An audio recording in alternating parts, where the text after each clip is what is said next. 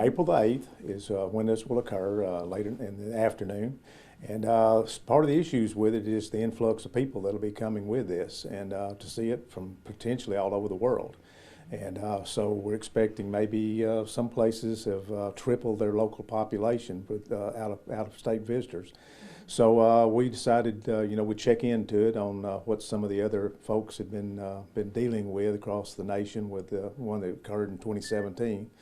And as a result of that, it looks like cellular telephones may be impacted to where they might not even work with all the influx of calls. So how will a person call in 911 for a call like that? We also were looking at where we might shelter people, because we're going to be in severe weather season that day as well. How do we get the word to them if the cell phones are down and they're relying on that for their connectivity? So just a lot of things like that. The local stores may be impacted by it, gasoline, fuel sources of all types, even groceries, food, drinks, things like that may be impacted by it.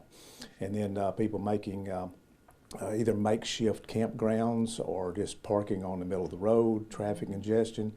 It's going to be toward the tail end of it, be right when school is letting out. So do we have school that day or not? So that's yet to be decided. So just a lot of things will be impacting the local community. And so we're just doing a look ahead on making preparations for it. Got it. So right now it's just brainstorming, conversation, no resolution just yet?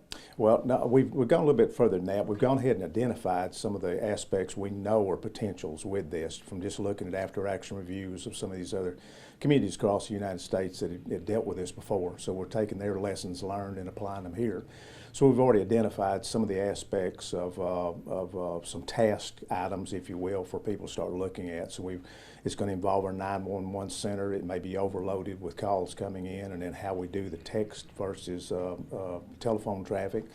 And then our hospital was involved as well, so they may have an influx. And then it may be everything from people damaging their eyes from the sun with unapproved glasses to dehydration issues some of the communities have had, all the way to a language barrier from someone from overseas that may be here as a visitor, and then how they deal with translation. So we've already identified those things so that we can start working on them before April 8th. Got it.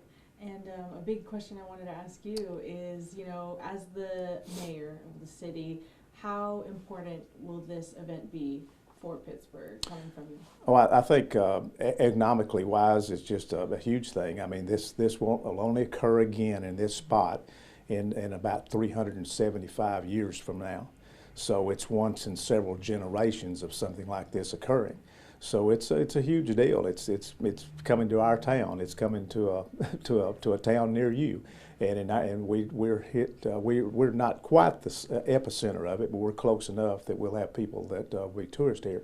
Another aspect of it is if where the epicenter is cloudy that day, people are going to be looking for a place that's got some open skies. So we may have even more people come here if we have clear skies that day.